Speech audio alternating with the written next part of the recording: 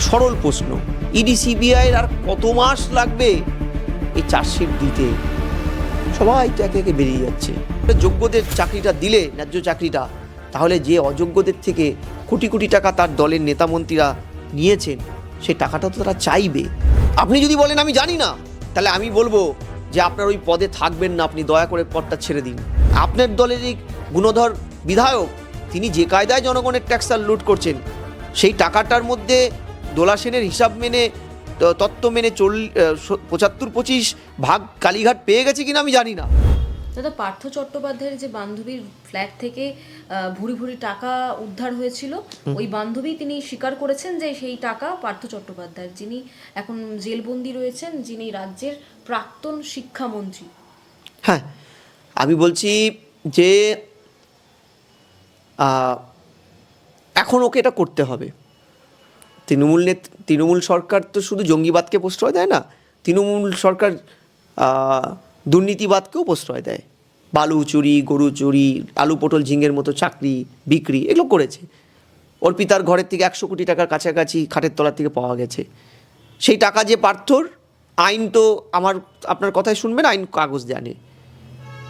এখন অর্পিতা রাজসাক্ষীর ভূমিকা নিয়েছেন। সিবিআই, ইডি আমি জানি না এই সাক্ষীটাকে কাজে লাগিয়ে চার্জশিট দিতে পারবেন কি না, কিন্তু মাথায় রাখতে হবে যে অর্পিতা হয়তো বাঁচার তাগিদে এটা বলেছে, অর্পিতা যেহেতু এই টাকাগুলো রেখেছে, অর্পিতাও কিন্তু সমান দায়ী। ঘুষ খাওয়া, ঘুষ নেওয়া, ঘুষ দেওয়া, দুটোই দায়ী, দুটোই অপরাধ। প্রথম। দ্বিতীয়, সিবিআই কি এই স্টেটমেন্টের ভিত্তিতে পার্থর বিরুদ্ধে চার্জশিট গঠন করেছে? আপনি জানেন? এই যে চার্জশিট খেলা চলছে, একে একে সবাই বেরিয়ে গেল। বালুও বেরোবে শুনছি। হ্যাঁ, পার্থ তো মোটামুটি তার এক্সারসাইজ পর্ব জেলে কাটিয়ে নিলেন, মানে জেলে তো যাননি, উনি এক্সারসাইজ করতে গিয়েছিলেন, ওজন ফোজন কমিয়ে নিয়েছেন। দেখবেন 26-এর ভোটের আগে বেরিয়ে গেছেন, যা বেহালার চৌপতিতে তিনি চাউমিন খেতেন, চাউমিন খাচ্ছেন। মমতা ব্যানার্জি আবার প্রার্থী করেছেন, উন্নয়নের জোয়ারে আবার উনি চাকরি বাকরি বিক্রি করবেন, হয়তো শিল্পমন্ত্রক থেকে ওনাকে শিক্ষামন্ত্রকে নিয়ে আসবে। এগুলো আমরা দেখবো হয়তো। কিন্তু আমার দিনান্তে একটাই প্রশ্ন, ইডি সিবিআইয়ের মতন one of the extreme organization ভারতের, তারা কি করছে? তারা কি পলিটিক্যালি মোবিলাইজড, ম্যানিপুলেট? প্রশ্নগুলো থাকছে আমার। দেখুন, আমি সাধারণ মানুষ, অধ্যাপনা করি, আমার অগণিত ছাত্র ওই শহীদ মিনারে বা মাতঙ্গিনী হাজরার রাসমণিতে বসে আছে দিনের পর দিন। অনেকের সন্তান ওখানেই ভূমিষ্ঠ হয়েছে, ওখানেই বড় হচ্ছে, দেশের ভবিষ্যৎ। চাকরি তারা পায়নি, তাদের চাকরিটা বিক্রি হয়ে গেছে। আর চাকরি কারা করছে? সাদা খাতা জমা দিয়ে, যারা পিছন দরজা দিয়ে টাকার বিনিময়ে পার্থ, অর্পিতাকে, তৃণমূলের অন্যান্য নেতাদের টাকা দিয়ে ঢুকেছে, তারা বহাল তবিয়তে ছাত্র পড়িয়ে যাচ্ছেন। কতগুলো স্পাইনলেস, অযোগ্য ছাত্র তৈরি করছেন, দিনের পর দিন প্রজন্ম তৈরি করছেন। এগুলো আমি দেখছি। তারপরেও একটাই মানে প্রশ্ন, একটা সরল প্রশ্ন, ইডি সিবিআইয়ের আর কত মাস লাগবে এই চার্জশিট দিতে? সবাই তো একে একে বেরিয়ে যাচ্ছে। পার্থও সওয়াল করছে, আমি নির্দোষ, আমার বিরুদ্ধে কোনো চার্জশিট দিতে পারিনি। স্বাভাবিক, গণতান্ত্রিক রাষ্ট্রে চার্জশিট দিতে না পারলে আপনাকে রাখার অধিকার কারও নেই। এইটা লাখ টাকার প্রশ্ন। এই ছেলে মেয়েগুলো কি আর ন্যায় পাবে না? স্কুলগুলো তো ফাঁকা হয়ে যাচ্ছে, ছাত্র স্কুল উঠে যাচ্ছে, কলেজ বিশ্ববিদ্যালয়ে পড়া পাঠ উঠে গেছে। আমার বিশ্ববিদ্যালয়ের ছাত্র ওই ডিপার্টমেন্টে ভর্তি হয় না, কী জন্য ভর্তি হবে? চাকরিও নেই। চাকরি যেগুলো আছে, পয়সা ফেলো করি মাখো তেল। কয়জনের রাত 40-50 লাখ টাকা দেওয়ার ক্ষমতা আছে? তাই পড়াশোনাও করছে না ছেলে মেয়ে। আমার এই প্রশ্নটা রইল, এত বড় ঘটনা যখন অর্পিতা বলল, তাহলে কি এরপরেও পার্থ এবং কুন্তল বা যারা যারা আরও আছে তাদের বিরুদ্ধে চার্জশিট দিতে ইডি সিবিআইয়ের বাধা হবে? এটা প্রশ্ন রইল। দাদা, আজকের যোগ্য শিক্ষার্থীরা তারা আজকে শিয়ালদা থেকে তাদের মিছিল শুরু করেছিল এবং রানী রাসমণি রোড, যেখান থেকে 100 মিটার দূরে ডাক্তারদের ধর্না, যেটা 1 সপ্তাহ ধরে চলছে, ঠিক সেখান থেকে 100 মিটার দূরে রানী রাসমণি রোডে তারা অবস্থান বিক্ষোভে বসে রয়েছেন। তারা বলছেন, তারা সকলে যারা মিছিলে নেমেছেন তাদের মধ্যে হয়তো 8% যারা আছেন তারা হয়তো টাকা দিয়ে চাকরি পেয়েছেন, তার জন্য পুরো প্যানেল বাতিল যাবে, এটা তারা মেনে নিতে পারছেন না। একজন অধ্যাপক হিসেবে আপনি এই বিষয়টি নিয়ে কি বলবেন? দেখুন, আমি বলছি আবারও, আমি 3টে স্তরেই চাকরি করেছি। প্রাইমারি শিক্ষক ছিলাম, high school, higher secondary, college, government college, এখন বিশ্ববিদ্যালয়। আমি ওদের বেদনাটা বুঝি। এসএসসি, তৎকালীন সরকারের এসএসসিতে আমি রিক্রুটমেন্ট পেয়েছিলাম। প্রতি 10 মাস অন্তর পরীক্ষার অ্যাড বেরোতো, 12 মাসের পরীক্ষাটা হলে রেজাল্ট বেরোনোর সাথে সাথে আগের পরীক্ষাটার প্যানেল বাতিল, পরে নতুন প্যানেলের প্রসেস চলতো, পার্সোনালিটি টেস্ট হতো। আমি এটা বলি যে দেখুন 100 জন জোচ্চুরি করেছে না কতজন করেছে, এই সেগ্রিগেশনটা তো রাজ্য সরকার করে দেবে, আলাদা তো পৃথকীকরণটা করবে। তো রাজ্য ফ্রম দ্য বিগিনিং ডে এই সেপারেশনটা করেনি, শুধু করেনি নয়, রাজ্যে 40 জন সদস্যের ক্যাবিনেট মুখ্যমন্ত্রীর নেতৃত্বে, তারা রীতিমতন ক্যাবিনেটে মিটিং করে সুপার নিউমেরিক পোস্টের নামক একটা বেআইনি পোস্ট তৈরি করে ফেলেছিল, আপনার মধ্যে খেয়াল আছে। হাইকোর্টের সেই সুপার নিউমেরিক পোস্টের ভিত্তিতে মানে অযোগ্য সাদা খাতা জমা দেওয়া ছেলে মেয়েদের চাকরির পক্ষে সওয়াল করে হলফনামা দাখিল করেছিল রাজ্য সরকার।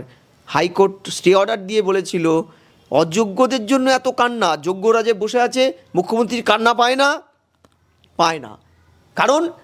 কারণ হচ্ছে এই অযোগ্যদের জন্য বেআইনিভাবে যে সুপার নিউমেরিক পোস্ট তৈরি হয়েছিল, যেই পোস্টটা হাইকোর্টে ডিভিশন বেঞ্চে দাঁড়িয়ে থেকে তৎকালীন শিক্ষা সচিব মনীষ জৈন স্বীকার করে নিয়েছিল, উপযুক্ত স্তর থেকে আমাকে বলা হয়েছে। কে উপযুক্ত স্তর জিজ্ঞাসা করায় তিনি বলেছিলেন ব্রাত্য বসু নাম বলেছিল। এই মুখ্যমন্ত্রীর কেন অযোগ্যদের জন্য এত কান্না হয়? যোগ্যরা বসে থাকলেও তিনি একটাবার যান না, বরং তাদের ধর্ণা মঞ্চের সামনে অনাহারে তারা যখন অনশন করছেন, তাদের সামনে আহারে মেলা চলছে, আহারে বাহার মেলা চলছে। ভাবুন কত অমানবিক সরকার। তাদের টয়লেট বন্ধ করে দেওয়া হচ্ছে, রাতে অন্ধকারে লাইট অফ করে তাদের পেটানো হচ্ছে, ধর্ণা যাতে তুলে দেয়। হাইকোর্টের পারমিশন নিয়ে তাদের বসতে হচ্ছে। কেন? কারণ মমতা ব্যানার্জি জানে অযোগ্যদের চাকরিটা মানে চাকরির থেকে বাতিল করে যোগ্যদের চাকরিটা দিলে, ন্যায্য চাকরিটা, তাহলে যে অযোগ্যদের থেকে কোটি কোটি টাকা তার দলের নেতামন্ত্রীরা নিয়েছেন, সেই টাকাটা তো তারা চাইবে। আর এই টাকাটা চাইলে তৃণমূলের নেতারা তো টাকাটা 75-25 ভাগ করে ফেলেছেন, সেই টাকাটা দিতে পারবে না। ফলে পশ্চিমবঙ্গের কোনো গাছের গড়ি ফাঁকা থাকবে না যেখানে তৃণমূল নেতাদের ধরে গ্রামগঞ্জে শহরে বেঁধে না পেটায়। তৃণমূল দলটা উঠে যাবে। তাই মমতা ব্যানার্জি এত কিছুর পরেও শুধুমাত্র টাইম কিলিংয়ের কারণ দেখিয়ে, টাইম কিলিং করার জন্য একের পর এক হাইকোর্ট সুপ্রিম কোর্টে গড়িয়েছে মামলাটা। যদি আন্তরিক হতো এদের চাকরির ব্যাপারে মুখ্যমন্ত্রী বা তার দল বা তার সরকার, তাহলে প্রথম দিন এই সেগ্রিগেশনটা করে যোগ্যদের চাকরিতে দিত, আজকে ওরা 8 বছর চাকরি করে ফেলতো। প্রথম। দ্বিতীয় হচ্ছে, তৃণমূল কেন অযোগ্যদের সাথে যোগ্যদের চাকরি, অর্থাৎ 26,000-এর চাকরিটাই বাতিল যাতে হয়, তৃণমূল কেন চাইছে? কারণ যোগ্যদের বোঝাতে পারবে, অযোগ্যদের যাদের থেকে পয়সা নিয়েছে তাদের বোঝাতে পারবে, দেখো যোগ্যরা সমস্ত কিছু করেছে, ভালো পরীক্ষা দিয়েছে, তারপরেও তাদের চাকরিটাও আমরা রাখলাম না তোমাদের জন্য। ফলে তোমরা কী চাইছো? তোমরা তো পয়সা দিয়েছো সাদা খাতা জমা দিয়ে, ছাড়ো বাড়ি যাও। এই যে যোগ্যদের ঘাড়ে বন্দুক রেখে অযোগ্যদের কাছ থেকে জাস্টিফিকেশন করে নিয়ে তৃণমূল এই পাপ থেকে মুক্তি হতে চাইছে, এর কারণেই সেগ্রিগেশন করছে না কিন্তু তৃণমূল, আমি বলছি করছে না। এবং দেখবেন যে এই সেগ্রিগেশন যখন সিবিআই করতে চাইছে বাধা দিচ্ছে। আপনাকে বলছি, সরকার বলছে সুপ্রিম কোর্টে আমরা সব সহযোগিতা করছি। এই সুপ্রিম কোর্ট লাস্ট যে ভোটের সময় এপ্রিল মাসে যে মামলাটা শুনানি জাস্টিস চন্দ্রচূড়ের বেঞ্চে, যখন এটার ক্ষেত্রে বলা হলো সমস্ত 26,000 টিচাররা মুচলেখা দেবে যাতে ভবিষ্যতে প্রমাণিত হলে যাতে তারা টাকাটা ফিরিয়ে দিতে পারে। তৃণমূল সরকারের একটা টিচারের বরং ডিআইওপি সেগুলোকে নির্দেশ দিয়ে দিয়েছিল সিবিআই কোনো কাগজ চাইলে দেবেন না। ভাবুন এটাকে সহযোগিতা বলে? তার সরকারের মুখ্য সচিব দিনের পর দিন হাইকোর্ট ডাকার পরেও আসেনি। সরকারি যে আধিকারিকরা জেলে, শান্তি প্রসাদ সিনহার থেকে শুরু করে সুবীরেশ, তাদের বিরুদ্ধে মামলা চার্জশিট দিতে গেলে আইন অনুযায়ী মুখ্য সচিবের পারমিশন লাগে, দেয়নি মুখ্য সচিব এখনও পর্যন্ত। সরকার সহযোগিতা করছে? বলুন সরকারি চুরির অংশীদার নয়। মমতা ব্যানার্জি বলে আমি জানতাম না। কি করে জানতেন না? আপনি তর্কের খাতিরে ধরলাম আপনি জানতেন না। সংবিধান বলছে 164 2 উপধারায় কালেকটিভ রেসপন্সিবিলিটি আপনার ক্যাবিনেটে কোনো নেতা মন্ত্রী যদি চুরি করে, সেটা একটা বড় কারণ। দ্বিতীয়, আপনি জানতেন না, আপনি পুলিশ মন্ত্রী, আপনি স্বাস্থ্যমন্ত্রী। আপনি যদি বলেন আমি জানি না, তাহলে আমি বলবো যে আপনার ওই পদে থাকবেন না, আপনি দয়া করে পদটা ছেড়ে দিন।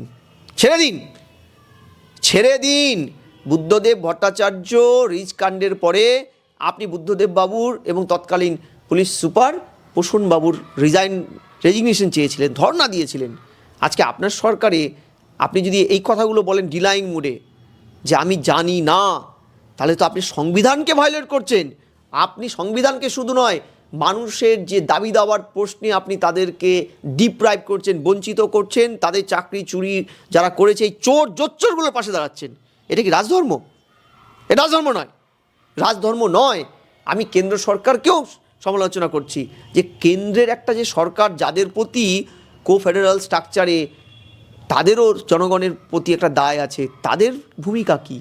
তারা কি যোগ্য বিরোধী কাজটা করতে পারছেন কি?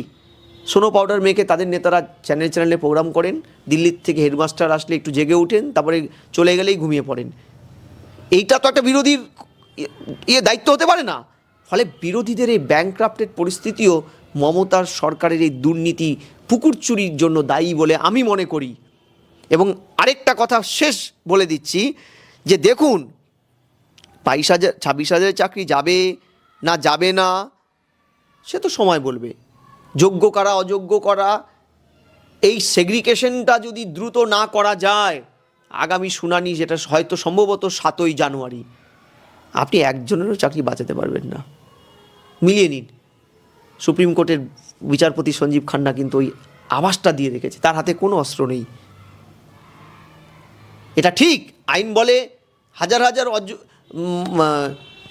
হাজার অপরাধী বেঁচে যাক, একজন নিরপরাধী যেন ক্ষতি না হয়। কিন্তু তারপরে আমি বলছি, আপনি নিরপরাধীকে অপরাধীকে এইটা যদি সেপারেট না করে দেন, হাইকোর্ট সুপ্রিম কোর্ট মৌখিক আলোচনা বিশ্বাস করে না, ওখানে কোনো মূল্য নেই, তাহলে এই 26,000-এর চাকরি যাওয়া মানে কিন্তু একটা সমাজে ভয়ানক একটা বিশৃঙ্খলা তৈরি হবে। স্কুলগুলো উজাড় হয়ে যাবে, একেই তো কিছুই নেই, সব বন্ধ হয়ে যাচ্ছে স্কুল। সরকার এই দিকে এগোচ্ছে যে আমরা কিন্তু পরিষ্কার বুঝতে পারছি। যারা আজকে মিছিলে সামিল হয়েছেন যোগ্য শিক্ষক শিক্ষিকারা, তারা বলছেন তারা স্বেচ্ছা মৃত্যুকে গ্রহণ করবেন যদি তাদের চাকরি চলে যায়। তাদের তো কোনো রাস্তা নেই রে। আইন তো আবেগকে প্রশ্রয় দেয় না, আইন বাস্তবতার উপরে দাঁড়িয়ে থাকে। ল অফ কমন সেন্স একটা কথা আছে আইনের ভাষায়, ল অফ কমন সেন্সে তো কাগজ কথা বলে, আইন তো তোমার আবেগ দিয়ে চলে না। স্বেচ্ছা মৃত্যু বলো, সত্যি তো। আমি তো একটা সময় বেকার ছিলাম, আমি ফুটবল খেলার মতন খেলেছি মাঠে চাকরি নিয়ে। বামফ্রন্টের সময় এসএসসি হতো, 10 মাস পর পর জুনিয়র হাই স্কুলে ঢুকেছি, হাই স্কুলে এসেছি, হায়ার সেকেন্ডারি স্কুলে এসেছি, এমএসসি, বিএসসি, তারপরে কলেজ, গভর্নমেন্ট কলেজ, বিশ্ববিদ্যালয়। আমাকে তো 50 টাকা দিয়ে কাউকে ঘুষ একটা পান খাওয়াতে হয়নি তো। আমি মৌলিক অধিকারের দাবি রাখি রাষ্ট্রের কাছে, অন্ন বস্ত্র বাসস্থান, এটা রাষ্ট্রের দাবি। এই চাকরি আমার অন্ন, আমার পেটের সংস্থানটা রাষ্ট্র করবে। সেই রাষ্ট্র যদি আজকে এই কাজগুলো করে, এই কথাগুলো বলে, তার দায়িত্ব থেকে সরে যায়, তাহলে এই রাষ্ট্রকে উৎখাত করে দেওয়ার দায়িত্ব যেমন জনগণের আছে, কেন্দ্রের একটা সরকার তারও দায়বদ্ধতা আছে। এই সেটিং খেলা, ইডি সিবিআইকে পলিটিক্যাল কারণে মোবিলাইজ করা, ম্যানিপুলেট করা তাদের রায়কে, সেটা অভয়া হোক, নারদা হোক, সারদা হোক, চাকরি চুরি, গরু চুরি, লিপস অ্যান্ড বাউন্স, কোনোটাই চলতে পারে না। দাদা, শাসক দলের একজন বিধায়ক রয়েছেন, তারকা বিধায়ক, তিনি নিজের কন্যা সন্তান হওয়ার যাবতীয় যে চিকিৎসার খরচ তিনি মেডিকেল পান, রাজ্য সরকারের তরফ থেকে তিনি সেই বিলের হিসেব দেখিয়েছেন 6 লক্ষ টাকা। জনগণেরই তো টাকা রয়েছে। না দেখুন, কাঞ্চন না আমার খুব প্রিয় একজন, এই কারণেই খুব ভালো শিল্পী, নো ডাউট, তিনি তো মেধা সম্পন্ন শিল্পী। আর দ্বিতীয় হচ্ছে আমার মতন একটা দেখতে, ঠিক আছে, কিন্তু তার এই আচরণগুলো না যথেষ্ট কষ্ট হয়। যে আমার মতো আমি নিজেকে এখন খুব মনে করি যে আমার মতো রোগা পাতলা কেন হলো, মানে আমি কেন হলাম ওনার মতন। ওটা যে আচরণগুলো মানে জোকস অ্যাপার্ট, যে কি করছেন এগুলো। একজন বিধায়ক, তার পার্সোনাল জীবন নিয়ে আমি কোনো কথা বলছি না, সে 2-10টা বিয়ে করবেন, কিন্তু মনে রাখতে হবে তিনি অশোকস্তম্ভ ব্যবহার করছেন, তিনি বিধায়ক, জনগণের প্রতি দায়বদ্ধ। তিনি কামিনী কাঞ্চনে লিপ্ত হতেই পারেন, প্রথম কথা তো আমি আইনটাকেই মানি না, যে বিধায়করা জনগণের সেবক, তাদের জন্য এই কী অদ্ভুত আইন যে তাদের সন্তান হবে, তাদের চিকিৎসার জন্য ফ্রি অফ কস্ট জনগণের ট্যাক্সের টাকা পাবে। আমার পুরো মনে আছে বিগত সরকারের সময় মানব মুখার্জি মন্ত্রী ছিলেন বামফ্রন্টের, 40,000 টাকা না কত দিয়েছিল চশমার খরচা। রে করে উঠেছিল মমতা ব্যানার্জি, রাজ্যে তুলকলাম কাণ্ড। তিনি পরবর্তীকালে জনগণের এইসবের উত্তাল আন্দোলনের চাপে তিনি সরে গেছিলেন। মমতা ব্যানার্জি প্রতিবাদ করেছিল। দ্বিতীয়, সাবিত্রী মিত্র কংগ্রেস থেকে তৃণমূলে এসেছিল, তখন তৃণমূল বিরোধী নেতা, 4 না 5 লাখ টাকার চশমার বিল দিয়েছিল। হাসিম আব্দুল হালিম মানেননি, ছুঁড়ে ফেলে দিয়েছিল। বলছি বিমান বন্দ্যোপাধ্যায় কী করছেন? একটা শিশু জন্মানোর জন্য, আমি মেডিকেল শাস্ত্রে ডাক্তার নই, আমি জানি না কী কমপ্লেক্সি ছিল যে 6 লক্ষ টাকা লেগেছে। যাই কমপ্লেক্সি থাক না কেন, 6 লক্ষ টাকা একটা শিশু জন্মানোর জন্য, তার শিশু সুস্থ থাক, ভালো থাক, কী এমনই আছে, এই ব্যাখ্যা অন্তত তাকে দিতে হবে। জনগণের প্রতিনিধি মানে তিনি পেয়ে যাবেন, শাসক দলের নেতা মানেই তিনি পেয়ে যাবেন, এটা হতে পারে না। জনগণের ট্যাক্সের টাকা আলটিমেটলি, এইটা তাকে জানাতে হবে। কিন্তু আমরা কি দেখলাম? কেজি কুণাল ঘোষ কী সুন্দর তার পাশে গুটি গুটি পায়ে দাঁড়াচ্ছে, একাধিক নেতা মন্ত্রীরা দাঁড়াচ্ছে। আমি বলছি মমতা ব্যানার্জি সেই বিরোধী নেত্রী থাকাকালীন যে প্রতিশ্রুতিগুলো দিয়েছিলেন, সেগুলো কোথায় দিদিভাই? আপনি তো সে সময় মানববাবুর ওই 40,000ই চশমা নিয়ে কত আত্মাল আন্দোলন করেছিলেন, কোথায় আপনি সেই মুখ? ও নিজের বেলা আটির সাটি, পরের বেলা চিমটি কাটি। আপনার দলের এই গুণধর বিধায়ক, তিনি যে কায়দায় জনগণের ট্যাক্স লুট করছেন, সেই টাকাটার মধ্যে দোলা সেনের হিসাব মেনে, তত্ত্ব মেনে 75-25 ভাগ কালীঘাট পেয়ে গেছে কিনা আমি জানি না। কিন্তু আমি বলছি এই ট্রেন্ড যদি হতে থাকে, আজকে 6 লাখ টাকায় শিশু জন্মেছে, এরপরে কোনো একজন বিধায়ক বা মন্ত্রী আপনার দলেরই এসে বলবেন আমার দেব শিশু জন্মেছে, একে জন্মানোর জন্য আমার 6 কোটি টাকা খরচা হয়েছে, তখন আপনি দেবেন তো?